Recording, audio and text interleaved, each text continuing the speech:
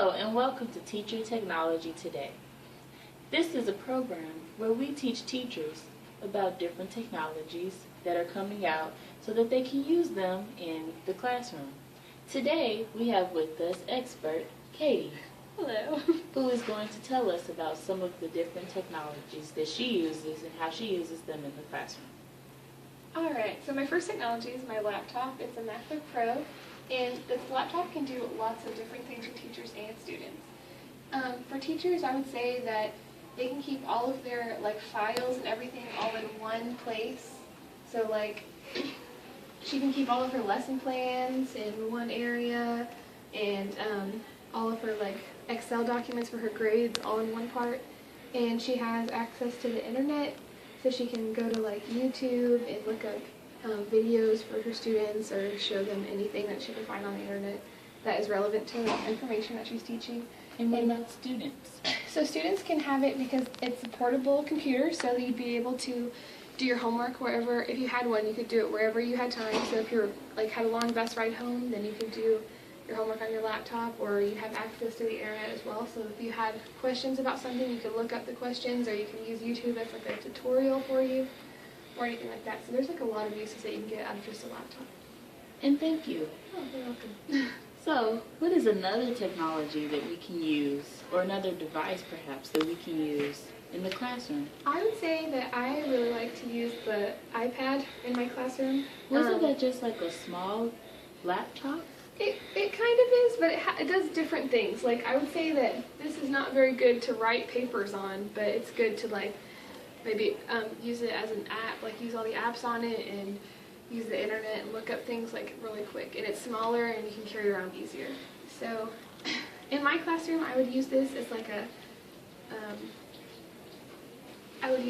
as something that we can do for our students. If they have a couple minutes of free time, then they could go on the apps that were already pre-approved by me. So all educational apps, nothing that doesn't really matter to the classroom, but if they had a few minutes during transition, they could work on some fun game on their iPad that improves their skills with reading or math or anything like that. And how do you avoid or try to reduce the students using inappropriate apps or looking at inappropriate videos or not downloading what they're not supposed to be downloading? Well, I would hope that in our classroom we would have our own classroom iPads. So if that was the case, I would make sure that there had only the pre-approved apps on it, so they wouldn't have access to the internet. I would just turn that off on those. But if we weren't so lucky as to have our own iPads for our kids in the classroom and they had to bring their own, I guess it would just be based on more of an honor system. And if they were caught using it in a way that they shouldn't have been using it, they'll just get that privilege taken away. And that's very good. So what are some of these apps? What's an app that teachers and students can benefit from? I found this really awesome app called ClassDojo, and it works on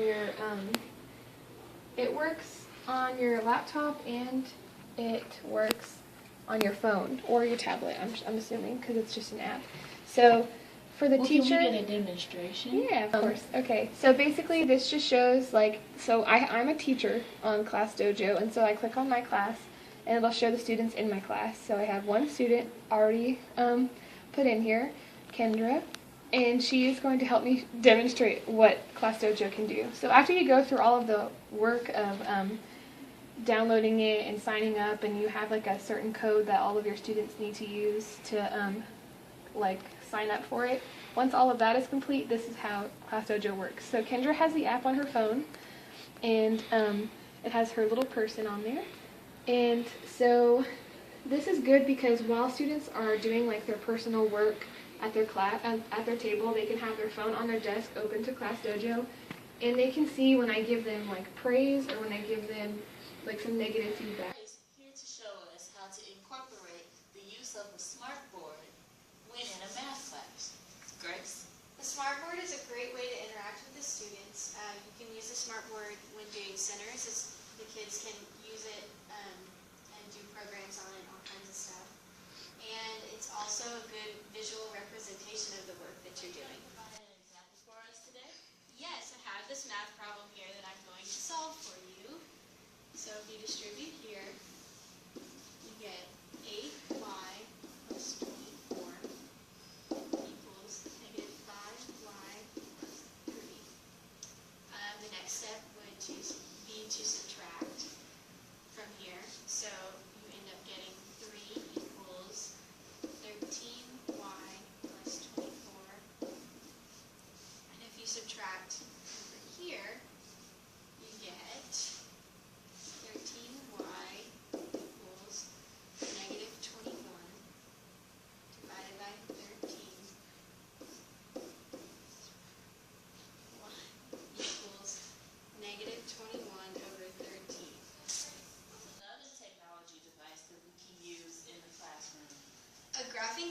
Calculator is a great technological device that you can use in a classroom. It helps you, it's great for higher level math classes, and it helps you get the answers to problems quicker.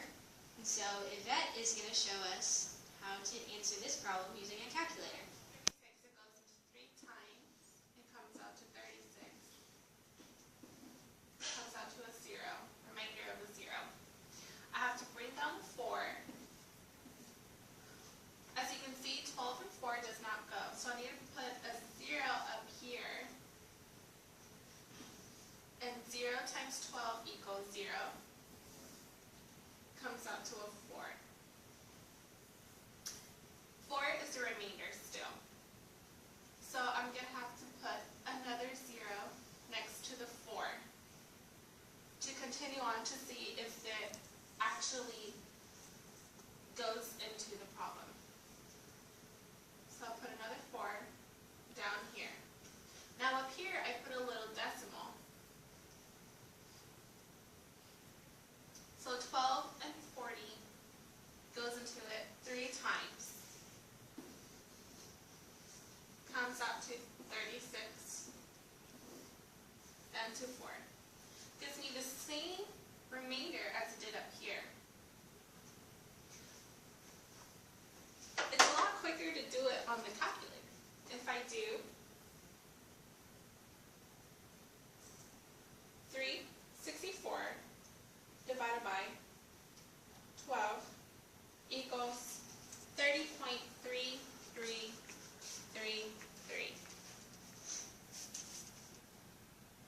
Right here.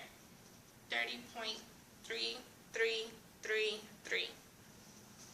So as you can see, I did it on the calculator in less than 10 seconds. Unlike here, it took me probably like 30. That's it for this segment.